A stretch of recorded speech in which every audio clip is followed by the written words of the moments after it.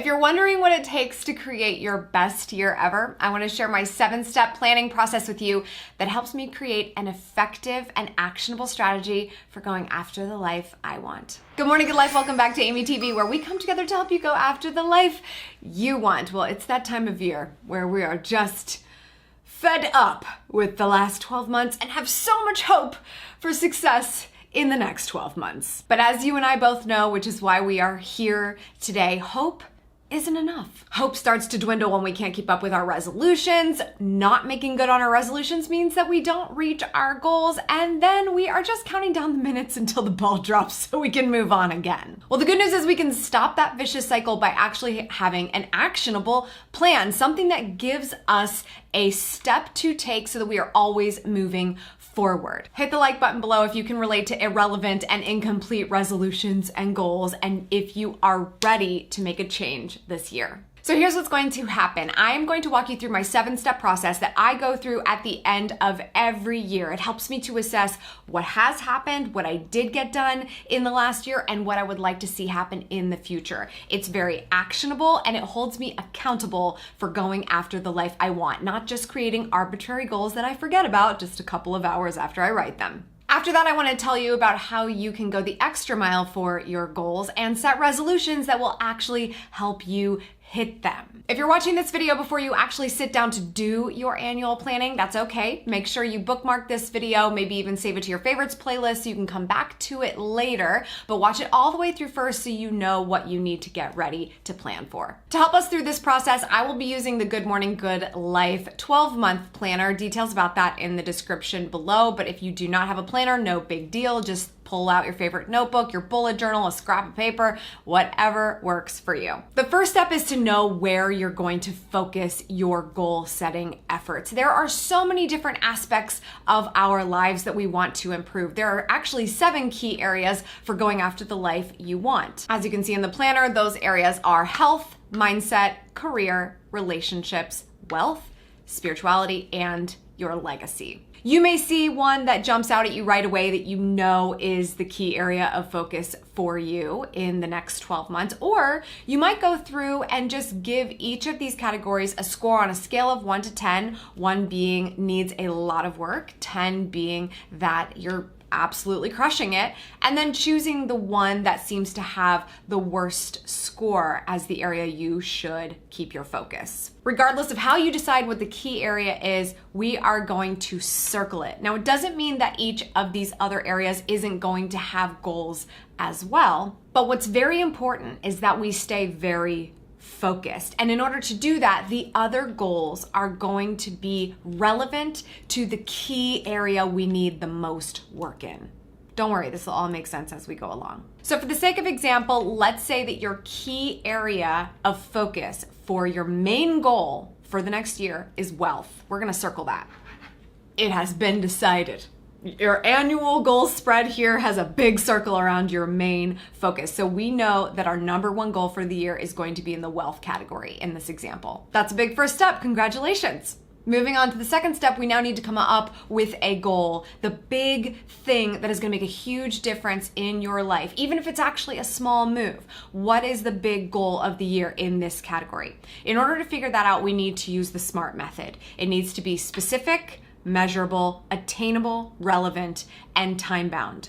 The goal that you create for your number 1 area of need needs to be SMART, and those are the different descriptors for what makes a SMART goal. Coming up with what this goal is may take you some time to think about, but we want to use this SMART formula to help us make sure that it's actually something that could happen or that we can reverse engineer. What you come up with not only needs to be SMART, but is going to be your main focus for the whole year. Everything that you do to develop yourself personally as you go along needs to help you in this area. So let's say for this example, let's say you're in some credit card debt. You've got $25,000 in credit card debt that needs to be gone. If that were gone, a lot of other areas of your life would be better. Your savings would be better. Your investments would be better. Your life in general, because of your financial wellness, would be better without that debt because we wouldn't be paying interest, etc. I can go on a financial tangent all I want, but the key thing is there's $25,000 in credit card debt we've got to pay off. So that's the number one goal for the next 12 months. It's specific. We're talking about credit card debt.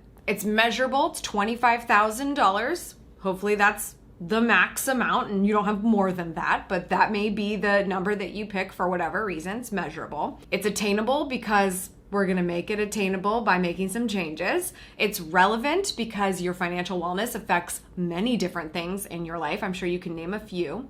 And it is time bound. We're going to do this in the space of 12 months, which is why it's in our annual goals. Step number 3 is just to write it in that section. This makes it very real. And the reason we put it in the planner next to your why is because your why is something that's much more philosophical, what's gonna move you, right? Maybe there's something that you would spend more time on that brings you joy if this wasn't looming over you. So having that big thing, that number one goal next to your why is really, really great for getting you motivated. And this may be a spread that you need to look at on a regular basis. You may even decide that what you write in your main category will also go on your why page to keep you extremely focused throughout the year. Because we are going to populate these other sections on this page with other goals, and we really want this one to stand out as number one. Before we move on to the rest of these categories, we've got to talk about step number 4. This is one that is really important to me because when we write these things down, we make them real. But what we do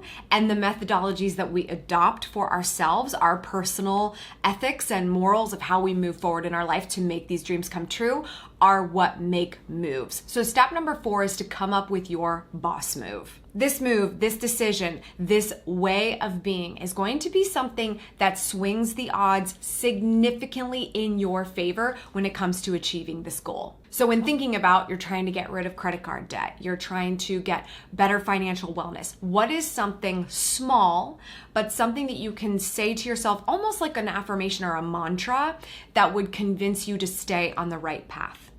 Something that comes to mind for me and a preference that I have for this particular example is that I don't like using credit cards for food.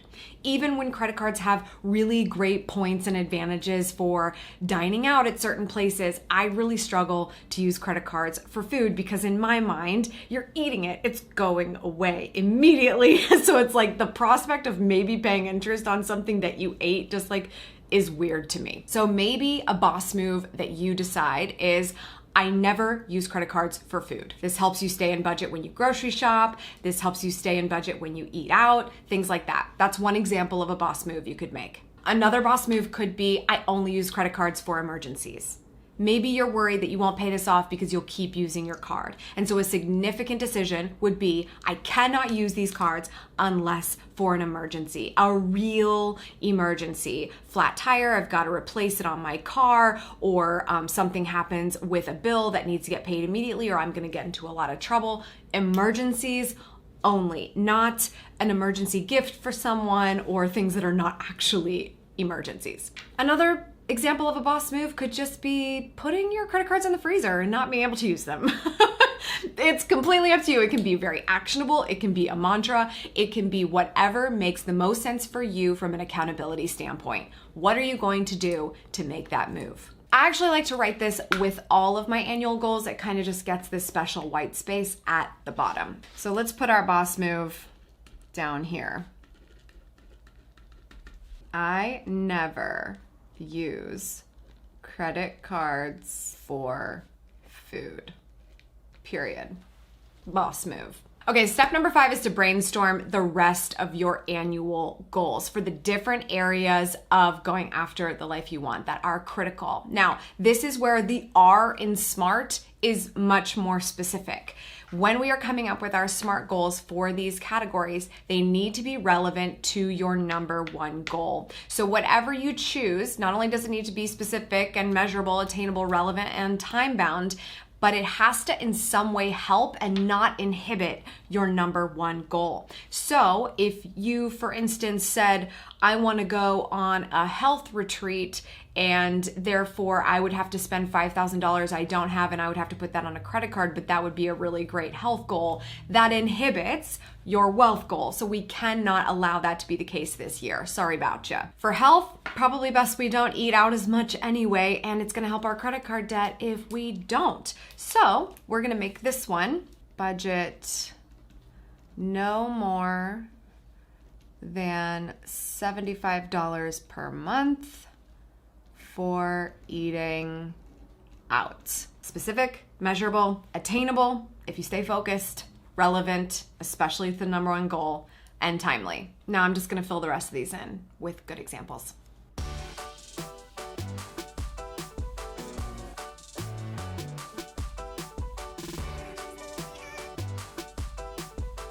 Okay, so our remaining SMART goals are, for mindset, a good morning, good life morning routine, at least 5 days a week, starting the day on your terms. Very smart for staying focused on your goals. For your career, starting a side hustle or doing something that increases your personal revenue to $100 per week. This is going to contribute $5,200 toward your credit debt. For relationships, connecting one time a month with your accountability partner. So maybe you start talking to somebody who has similar goals than you, or a good friend of yours or family member says, hey, anytime you need someone to talk to so that you'll stick with your goals, you give me a call. You do that at least once a month to stay focused. For spirituality, writing in a gratitude journal at least once a week.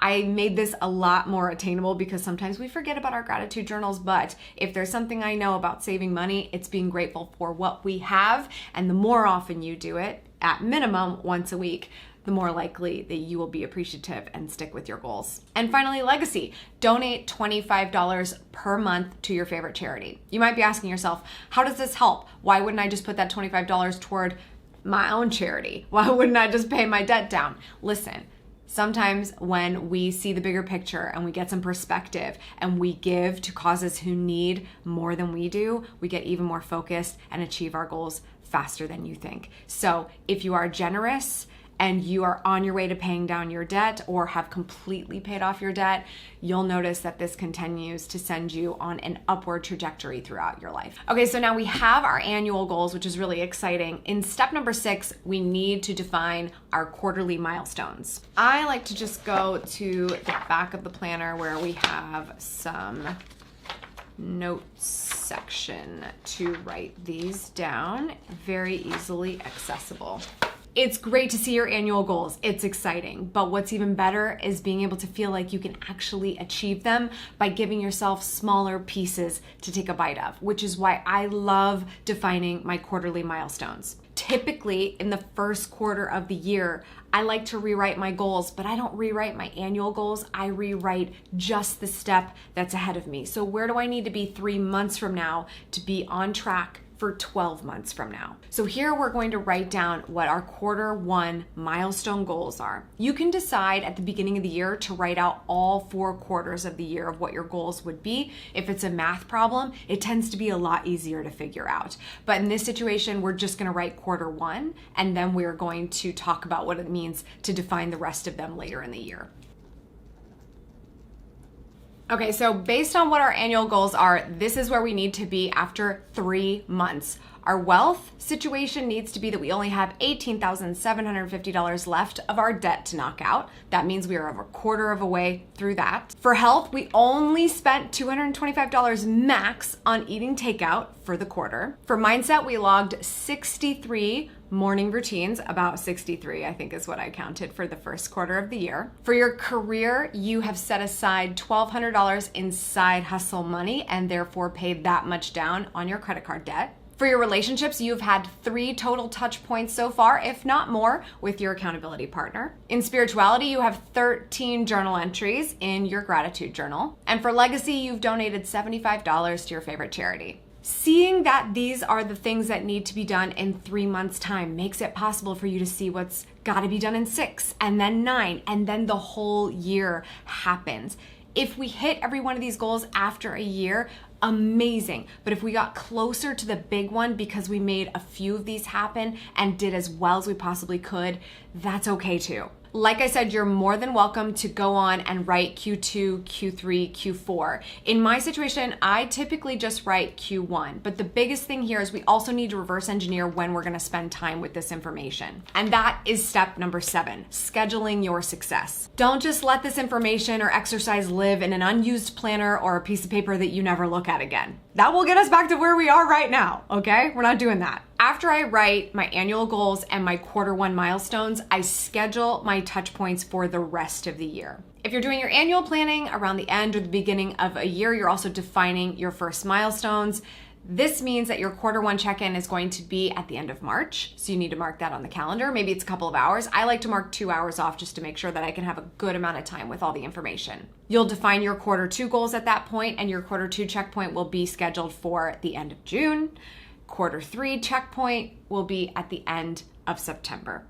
And then, of course, we'll do this all again at the end of the year. This is when you will review and define these milestone moments. And I also like to spend more time with these milestones, of course. I review my milestones on a monthly basis during my monthly reflection and on a weekly basis for weekly reflection. My weekly touch points are very, very brief. I just like to make a note of, how much debt did I pay off and how many entries do I have and how good was I with my morning routines this week. Just a couple of notes, things that I might know that I need to improve right away that are slipping from being on point.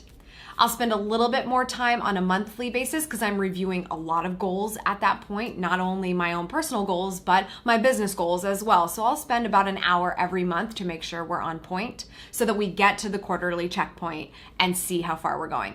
They say what gets measured gets done. It doesn't always get done, and that's okay, but a lot sure does if we actually give it a try. When you're looking at these numbers and you're looking at the quarterly checkpoints and you're reminding yourself that you can do a little bit more and they're just these small moves that compound over a longer period of time, you're much more likely to make progress. And that is all we're asking for, is to get to the end of a year and not feel like we did nothing, but to feel like we made progress. And you will actually be able to look at your notes and say what that progress is.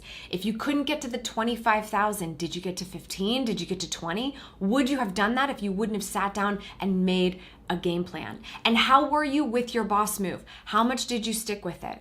By measuring and by sticking with those decisions that you make for yourself so that you can make it easier to not be peer pressured or have social acceptance start to break you down and not keep your vision in mind, you will be so much more successful.